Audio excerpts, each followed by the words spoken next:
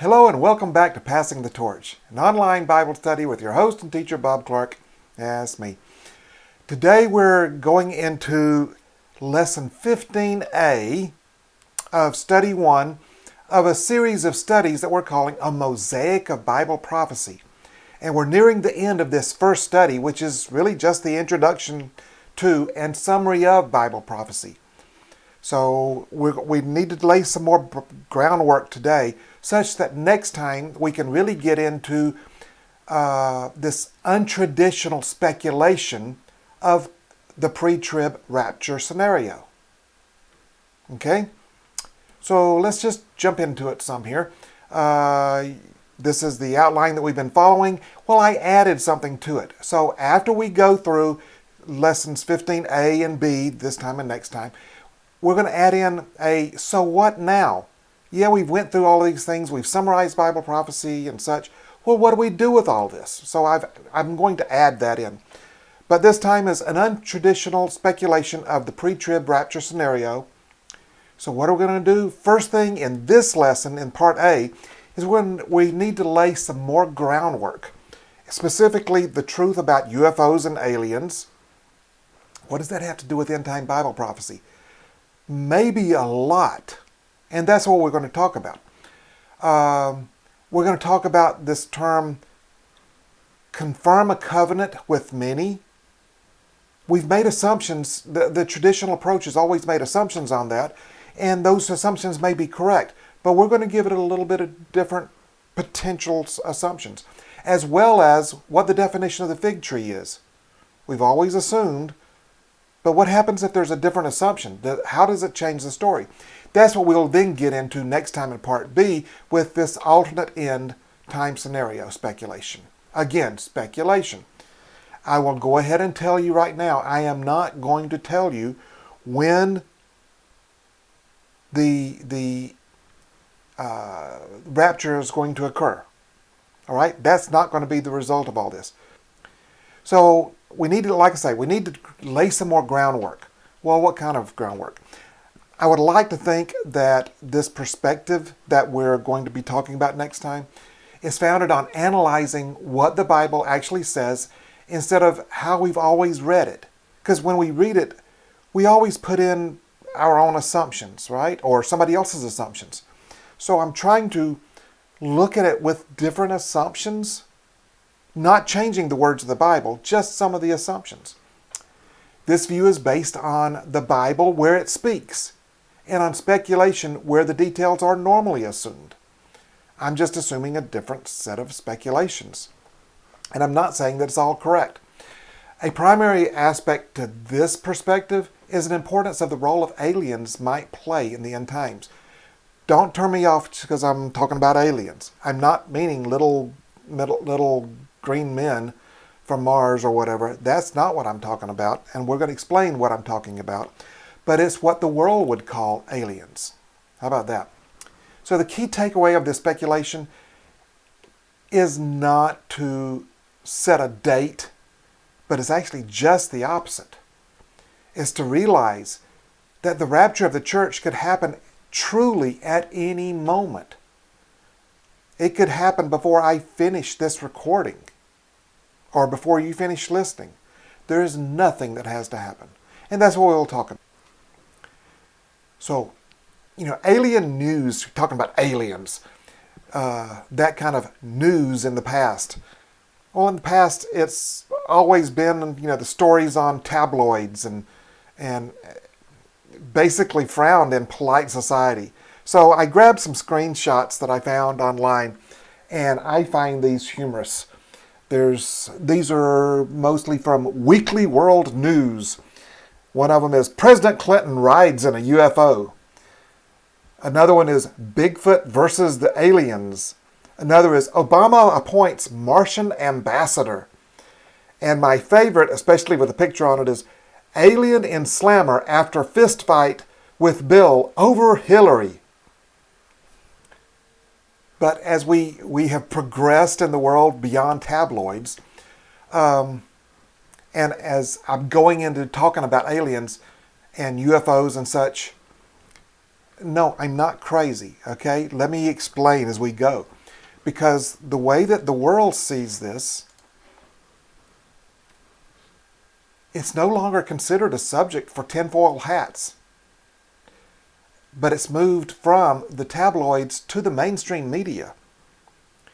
Numerous celebrities and politicians, including presidents and senators, claim to have experienced UFOs in various ways, either seen them or other experiences. Recently, a congressional committee heard testimony from supposed whistleblowers admitting that the United States government has actual alien craft and alien beings in custody. This is what the world is seeing right now. So you can choose to ignore it, knowing that it's not real. I got that.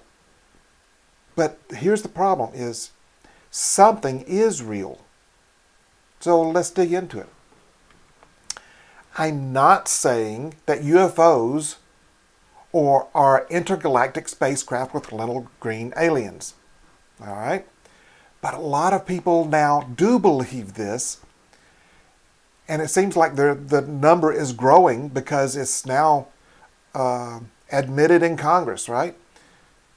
And we keep seeing congressmen calling for the release of documents on aliens and such. Many Bible prophecy teachers suggest that the Antichrist and others will blame the rapture on a mass alien abduction. All right? So that's been commonplace for a long time. But I think the implications may go much further. The recent UFO surge in ancient aliens and UFOs, which have recently been renamed UAPs, which is, UFOs, unidentified flying objects, UAPs, unidentified anomalous phenomenon. They had to rename it because people that believe in UFOs, they're weird. But people that believe in UAPs, well, that may be ordinary people. So they had to change the term. This recent surge lays a much broader framework for the future that I think should not be overlooked by Bible-believing Christians. Okay? I'm not saying this is all real. I'm saying something's real. Not necessarily aliens. Okay. The truth about UFOs, UAPs, whatever you want to call them, and aliens in light of the Bible. All right. More than 95 to 97%, I don't know the exact number, maybe higher than that, of UFO sightings and other stories are obviously either natural phenomena or fabricated stories. All right? I think we can agree with that. Most of these things is natural or made up. But there is some small percentage that cannot be explained away by natural causes and are too consistent to ignore. Let's address three aspects of these alien-related phenomena in light of the Bible. Okay? So those three are UFOs or UAPs, whatever you want to call it, alien abductions, and alien contacts. Now you can call it by different names. This is the names that I'm choosing to use here. I'll explain what each of them are when I get there. So let's get into the part of this of UFOs or UAPs or whatever you want to call them. UFO sightings, so all UFO means really is unidentified flying object. UFO sightings not otherwise explained routinely or naturally describe flying objects as varying in motion from hovering motionless to performing right-angle turns at more than 25,000 miles per hour. Although they show up and then disappear from radars, they have never been picked up in deep space. So they're not almost always, nearly always within the Earth's atmosphere when they're detected, or some UFO sightings have been from the astronauts who've seen unexplained sights while in Earth orbit or on their way to or from the moon. But there's never been any pickup, occurrences on radar of some UFO coming around Saturn or whatever. They're not deep space phenomena. They are near-Earth phenomena, always. These UFOs do not follow the laws of physics. This is important. But they do follow the law of the spirit realm.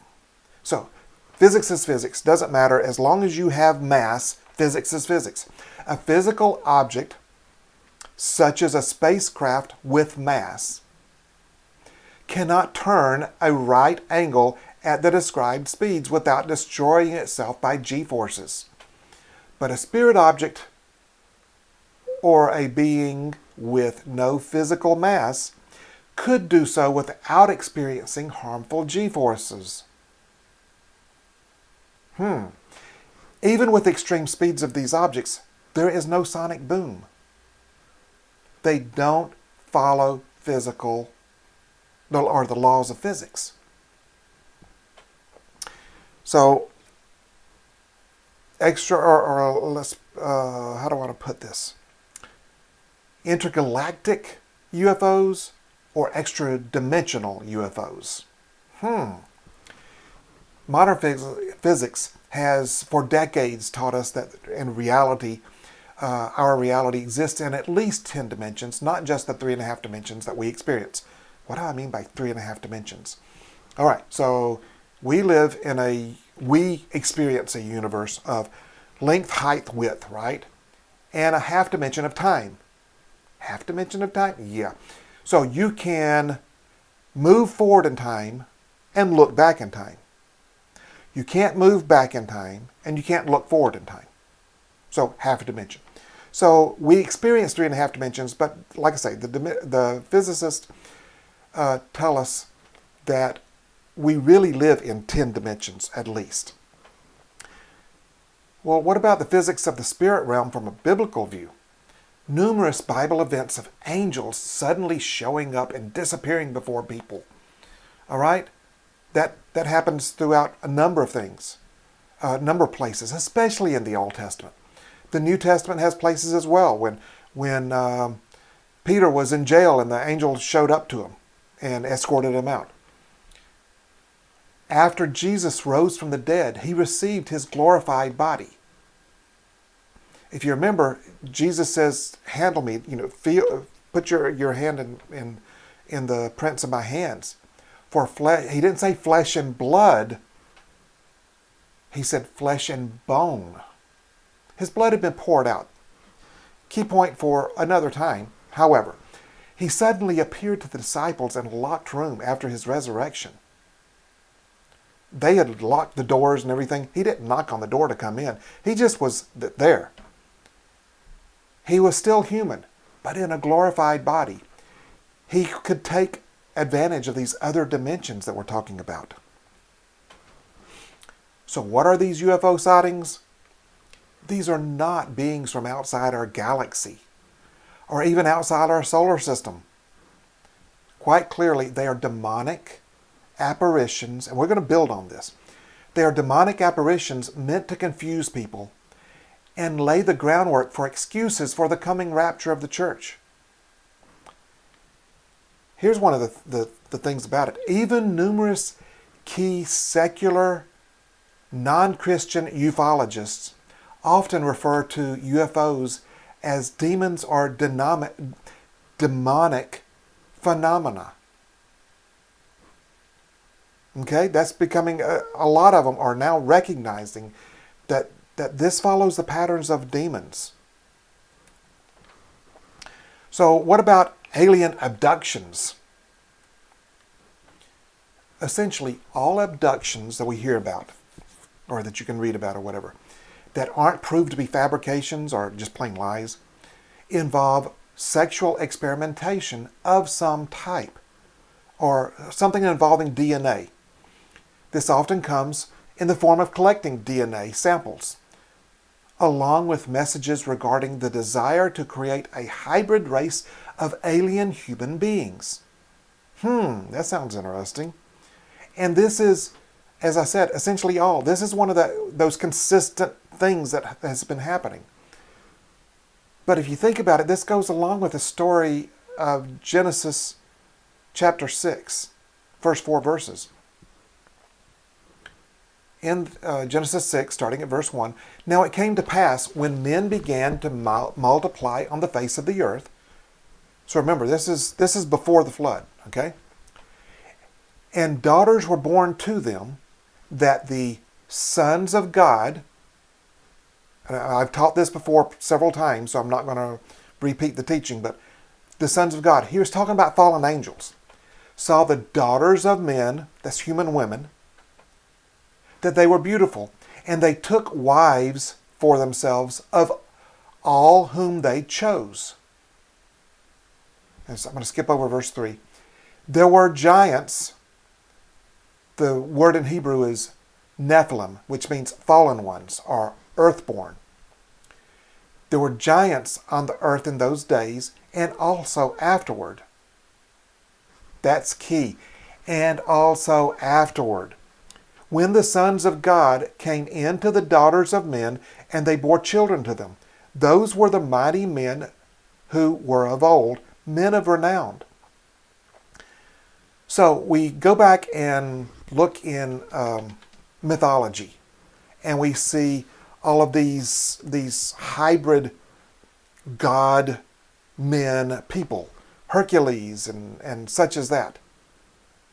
You know, children of the gods or whatever.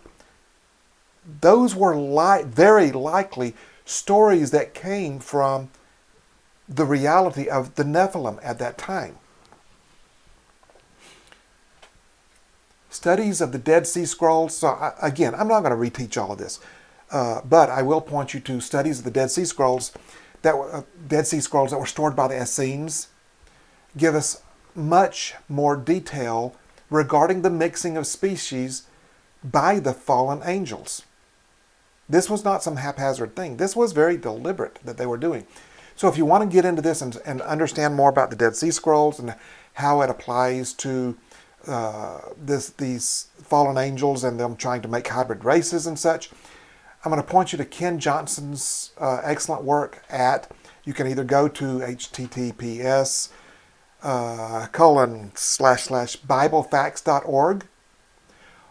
You can also find him on YouTube, YouTube/@biblefacts.org, or @biblefacts.org, I guess it is. All right. He has some excellent work out there. So, or you can just look up Ken Johnson on YouTube. Well, okay, so these alien abductions.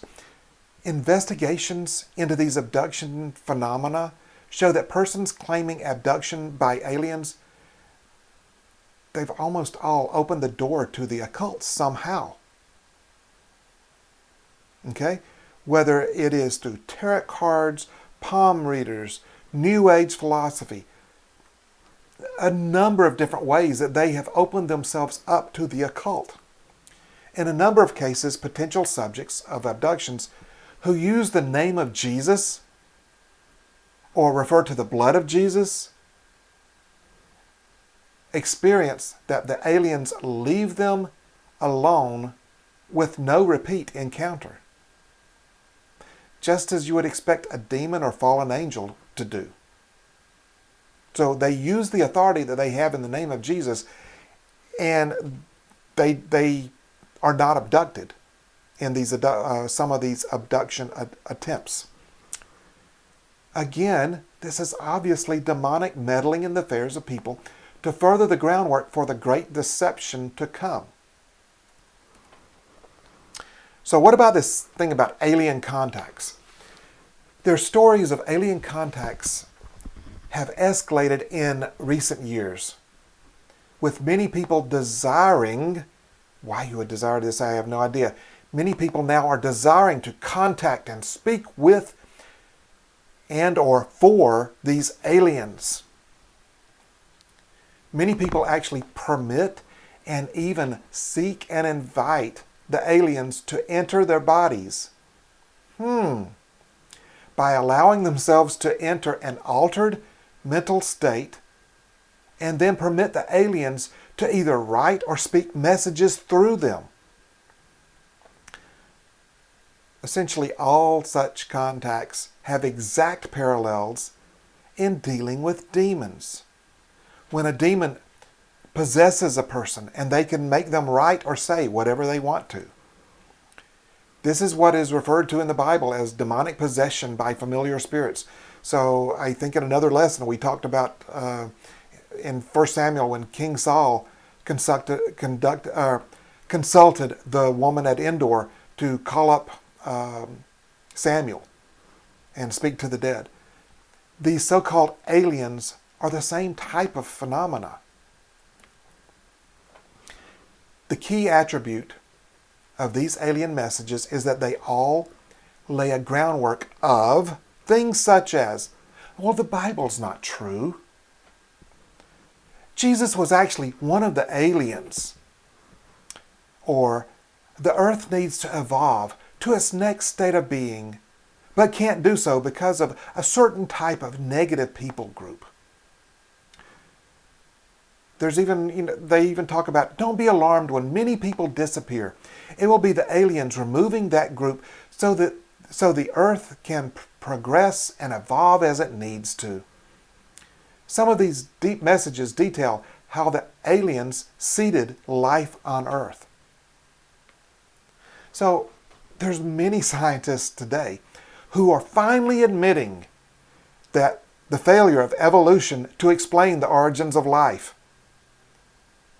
For anybody, maybe not for a scientist, but for an engineer, evolution is so easy to disprove with the laws of thermodynamics, okay? But these scientists who finally admit that evolution can't be true, what do they look for? Do they look for a creator God? No. They can't believe in a creator God because they have to have some kind of natural phenomena.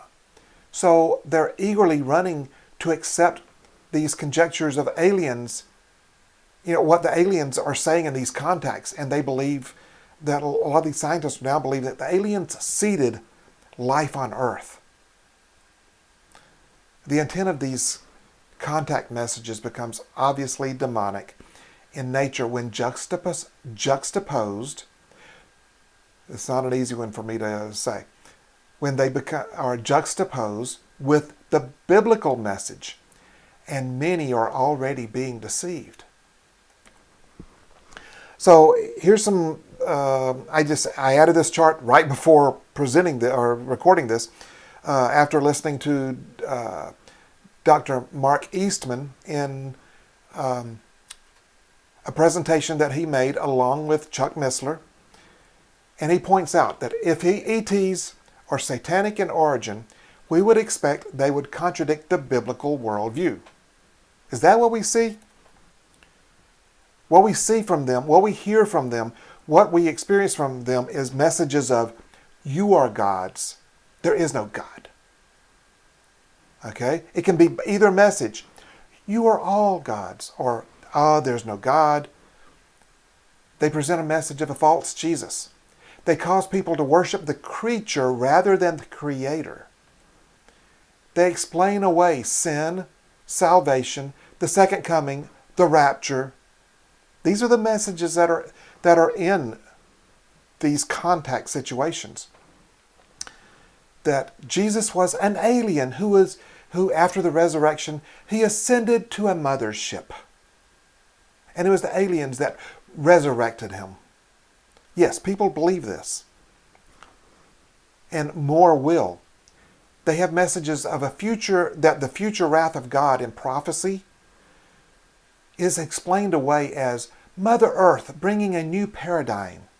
And even though you may go through a hard time, it's really something wonderful. They specifically say it's not God's judgment. Rather, it's a necessary cleansing of the mother, that is the Mother Earth, to bring in the new age or a paradigm shift. The rapture, that is the removal of saints that we know from the Bible, is foretold by many alien channelers, that's these contacts. And so they are talking about it. Not just prophecy buffs, I use that term, talking about it. But this is the channelers, the alien, the people that are alien contact channelers that are speaking for them. these demons are speaking through them, talking about the removal of those who are no longer fit, or the removal of those who are evil and whose thought patterns are no longer productive. They are talking about, they are removing dogmatic, ignorant, and fearful people standing in the way of the new age. And they talk about this future rapture, this future removal of people being the first step in the evacuation of planet Earth by ETs. So, in response to that, what is the biblical view? 1 Timothy chapter 4, verse 1. Paul's writing, he says, "Now the Spirit, the Holy Spirit, expressly says that in latter times," that's when we are, "some will depart from the faith, giving heed to deceiving spirits and doctrines of demons." That's exactly what we're talking about.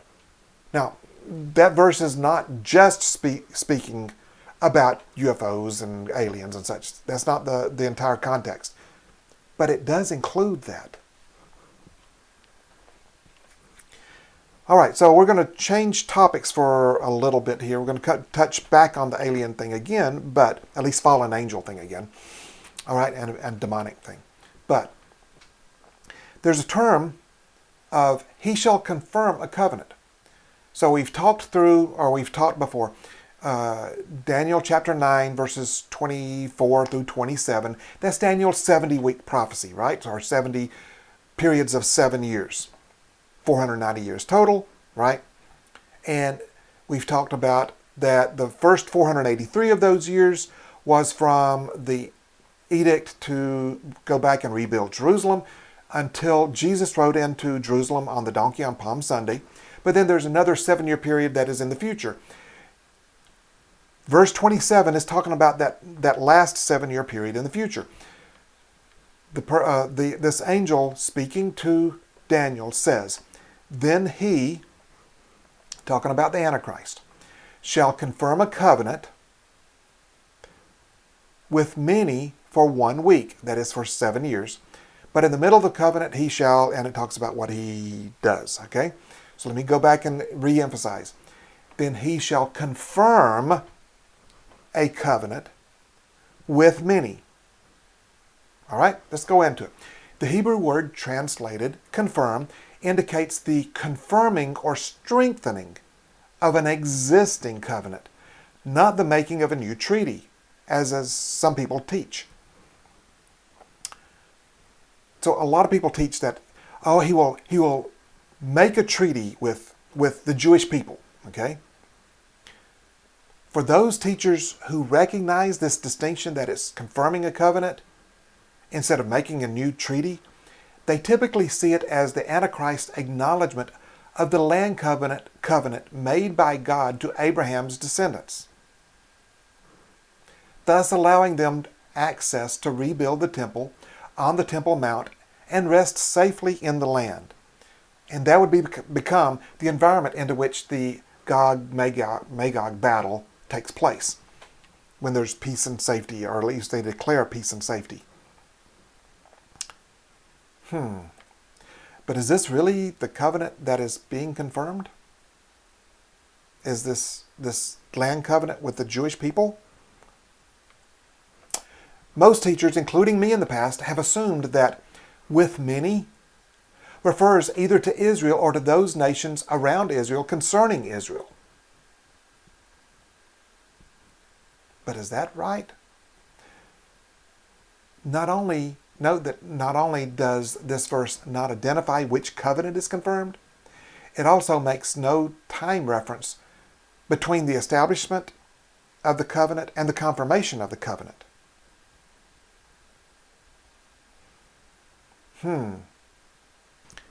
And to think that "with many" refers to the Jewish people, that's an assumption. That is not stated anywhere in here. So let's, if you will, attack that assumption for a moment, or at least give other possibilities.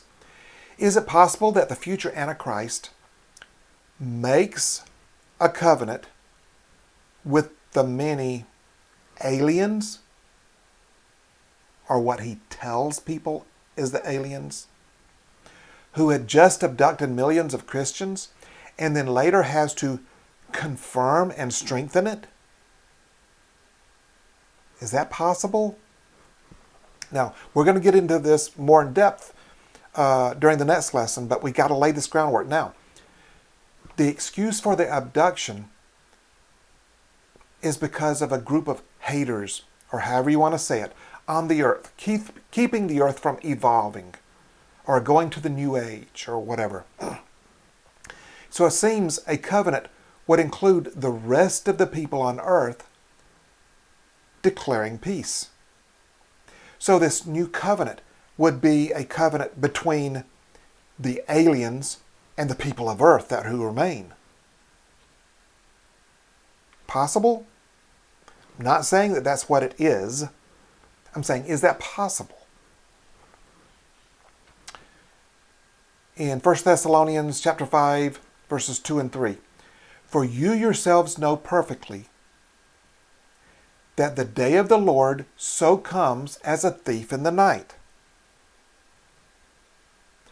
For when they say peace and safety, then sudden destruction comes upon them as labor pains upon a pregnant woman, and they shall not escape. So this labor pains on a pregnant woman is one of the descriptions of the 7-year tribulation, or that Daniel's 70th week. All right? But it's that point about when they say peace and safety. And into this environment, okay, so the idea here is the Antichrist makes a covenant with the many aliens and people on earth. And it's into this environment of the covenant of peace that, this covenant is telling the aliens that, oh, the rest of us on earth, we're going to be peaceful from now on. You don't have to destroy us, or something to that effect. And it's into that environment that the Gog-Magog war takes place. So then the Antichrist has to get everything calmed down again and confirm a covenant with the aliens so that the aliens don't take out the rest of the earth's population and destroy us, or something to that effect. Does any of that make sense? All I'm doing, I'm not changing what the Bible says. I'm just putting a different set of assumptions here. Instead of the many being the Jewish people, instead of that confirming a covenant being the covenant of the land covenant with Abraham, I'm saying maybe this is a new covenant that, not the new covenant, this is a covenant that the Antichrist makes with the aliens, between the aliens and the people of earth, that we will be peaceful from now on after the rapture. And then he has to confirm it after war starts. So let's keep going. So, going to take another turn here by a little bit. In Matthew chapter 24, I'm going to start at verse 36. Jesus is talking. And this is the Olivet Discourse where he's talking about the end times. He says, but of that day and hour no one knows, not even the angels of heaven, but my Father only. Then he describes this time period. But as the days of Noah were, so also will the coming of the Son of Man be. For as in the days before the flood, they were eating and drinking, marrying and giving in marriage, until the day that Noah entered the ark, and did not know until the flood came and took them all away. So also will the coming of the Son of Man be. That's the time period that he's talking about. The coming of the Son of Man. As the days of Noah were. And then he gives some description of it. So here's one interpretation of that, is that these verses only mean that things in the world will be going along as usual. All right? That they'll be marrying and giving in marriage, eating and drinking. Things will go along as usual. That is a distinct possibility. I'm not discounting that.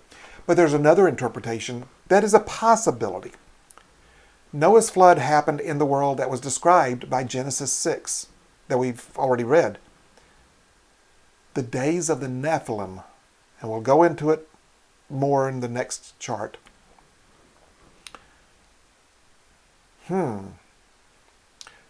So as we've said, most, or maybe all, of the UFO encounters or alien encounters we've described, or that are described by people in our day, sound more like fallen angels passing through our time-space dimensions, not like aliens within our space-time from other galaxies.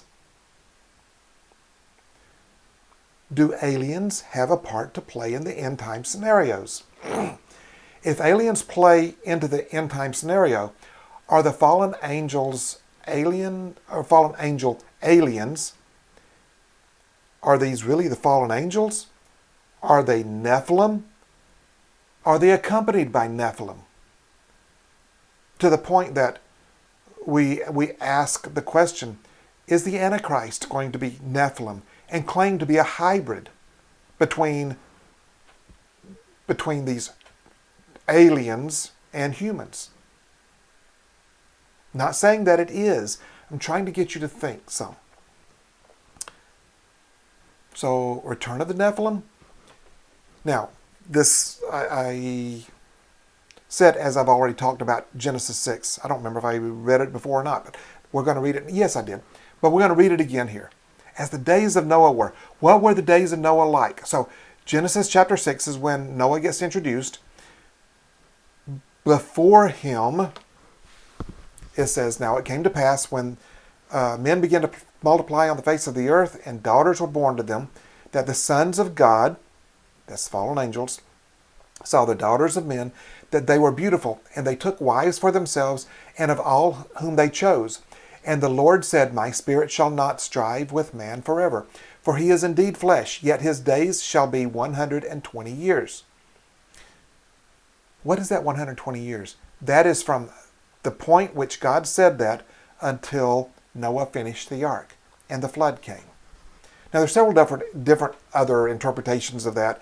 At that point, after the flood, the lifespan of man started slowing down or decreasing until it hit about 120 years. Where are we right now? Can a man live now to 120? Yeah, not too much more than that, and very seldom do they reach that. Okay. Is that what it's talking about? I don't think so. I think it really is from God's word saying these things until Noah. Let me keep on going. There were giants, that is Nephilim, on the earth in those days, and also afterward. Who did David fight? He fought Goliath, right? Who was a giant. He falls under that category of Nephilim. This mixed race between fallen angels and people.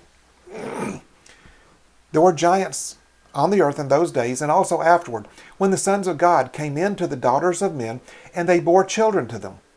These were the mighty men who were of old, men of renown. Okay, so my two younger sons were watching Chuck Missler one time. This was on television. And he mentions this verse. He's reading through these verses in book of Daniel chapter 2, the ones I'm about to read. And he got to verse 43, and we looked at each other and says, that is not in the Bible. And we had to go and look it up for ourselves. So, this is Daniel chapter 2. I'm going to start at verse 41 out of the New King James Version. Now, there are other interpretations of these verses for what I'm going to present here. All right? So I'm not telling you that I'm right. I'm telling you that grammatically what I'm saying is true with the King James and the New King James. And I think other versions as well. So let's get into this. Daniel's talking to Nebuchadnezzar, and he's explaining Nebuchadnezzar's dream with the big statue and such. It says, whereas you saw the feet and toes of that statue, partly of potter's clay and partly of iron, the kingdom shall be divided, yet the strength of the iron shall be in it, just as you saw the iron mixed with ceramic clay. And as the toes of the feet were partly of iron and partly of clay, so the kingdom shall be partly strong and partly fragile. So far, so good. as you saw the iron mixed with ceramic clay, they will mingle with the seed of men. But they will not adhere to one another, just as iron does not mix with clay. And in the days of these kings, the God of heaven will set up a kingdom which shall never be destroyed. Who are they who attempt to mingle with the seed of men without adhering to one another? Okay, grammatically, if you say that term, that phrase, they will mingle with the seed of men, that implies they are not the seed of men. It implies they are not human. That's the implication. Not saying that's the correct interpretation. I'm saying that's the implication. Is it possible that the Antichrist, or also known as the 12th Imam, or the Mahdi. See, we're bringing this Muslim thing back into it, okay, that we've already talked about. Is it possible that he is a Nephilim parading as an alien himself, or as a hybrid alien human? Not saying that that is the case. I'm saying, is that possible? Will there be other Nephilim who show up to accentuate this alien delusion? Remember that word delusion. So we're going to get away from the talking about aliens and demons and Nephilim and all that kind of stuff. Different topic. A different assumption. All right? So what is the fig tree? In Matthew chapter 24, so again, this is the Olivet Discourse, starting at verse 32 through 35.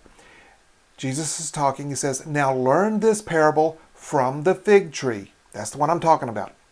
When its branch has already become tender and put forth leaves, you know that summer is near. So you also, when you see all these things, that's the things he's talked about, know that it is near, at the doors. Assuredly I say to you, this generation will by no means pass away till all these things take place. Heaven and earth will pass away, but my words will by no means pass away. He says, the generation that sees all these things is the generation that sees the fig tree put forth leaves. Now it's typically taught, and you got 2 points of view. Either you're talking about the fig tree is Israel, or it is all the nations, okay? So typically, most people that I know of say that the fig tree is a symbol of Israel, typically taught to measure this generation is from that point. You measure it from either the reestablishment of Israel as a nation in May 14th, or on May 14th of 1948, or when Israel retook the old city of Jerusalem, including the Temple Mount, on June 7th of 1967, that is in the Six-Day War. That's when it's typically taught, and I've taught that. So we've taught in a previous lesson, when we're talking about how to understand Bible prophecy, we taught in a previous lesson about the fig tree, and we talked about, well, how long is this generation? So we came up with Bible interpretations that point to it could be 38 years, 40 years, 70 to 80 years, 100 years, or 120 years. I personally lean towards the 38 or 40 years. That's not the point here. The point is, what is the fig tree? Have we assumed correctly that the fig tree is talking about the rebirth of Israel, or Israel at all? Let's use the law of first mention. We talked about that. How do you understand the Bible? There's all sorts of interpretive principles, and this law of first mention is one of those. So you go and you find the first place in the Bible where a word is mentioned, And it seems to be applicable from there on somehow. It has some influence on every time after that when that word is used. Where is the word fig used first in the Bible? Right at the very beginning. Genesis chapter 3, verses 6 and 7. So when the woman saw, that's Eve, saw that the tree was good for food and that it was pleasant to the eyes, and a tree desirable to make one wise, she took of its fruit and ate. She also gave to her husband, Adam, with her, and he ate. Then the eyes of both of them were opened, and they knew that they were naked. And they sewed fig leaves together and made themselves coverings.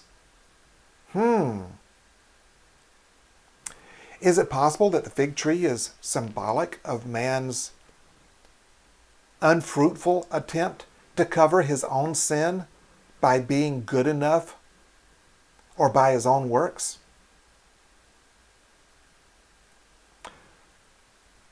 So think about it. Why did Jesus curse a defenseless fig tree? What am I talking about?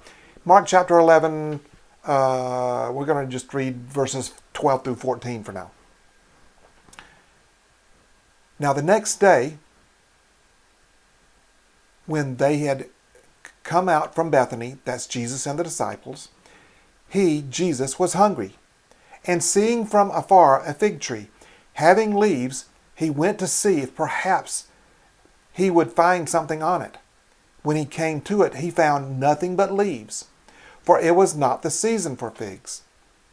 In response, Jesus said to it, that is, said to the tree, "Let no one eat fruit from you ever again." And the disciples heard it. Now we find out that they come back the next day and the fig tree is dried up. It's died. Why did Jesus do that? Why did he curse this fig tree, especially considering that it wasn't even the time for figs yet? Or was it? The curse was not on that tree only. It was a prophetic type. That's at least what I'm proposing to you. Did he say that national Israel would no longer be fruitful? Think through it. It's obvious that national Israel has been extremely fruitful since they came into being again in 1948. Look at the Nobel Prize winners that are Jewish. Look at all the discoveries by Jewish scientists. You can't say that they are not fruitful. Do you realize that most of the fruit in Europe is provided by Israel?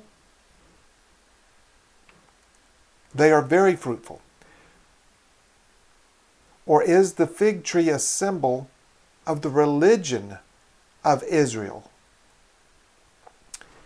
So, Proverbs chapter 27, verse 18 says, "Whoever keeps the fig tree will eat its fruit. So he who waits on his master will be honored." Think through that. I'm going to read it again and then I'm going to try to explain through it. Whoever keeps the fig tree will eat its fruit. So he who waits on his master will be honored. The Jewish religion was supposed to be fruitful when the master came to eat its fruit. You remember when Jesus was preaching, says, "You are the salt of the earth. You are the light of the world." Who was he talking to? That wasn't to Christians at the time. There was no such thing. He was talking to the Jewish people. So I'm going to suggest that we can at least consider that the fig tree Jesus was talking about is not the reestablishment of Israel or Israel retaking Jerusalem, but maybe it's the reestablishment of Judaic temple worship with sacrifices. The Jewish religion never went away, right? But sacrificial worship did go away in 70 AD.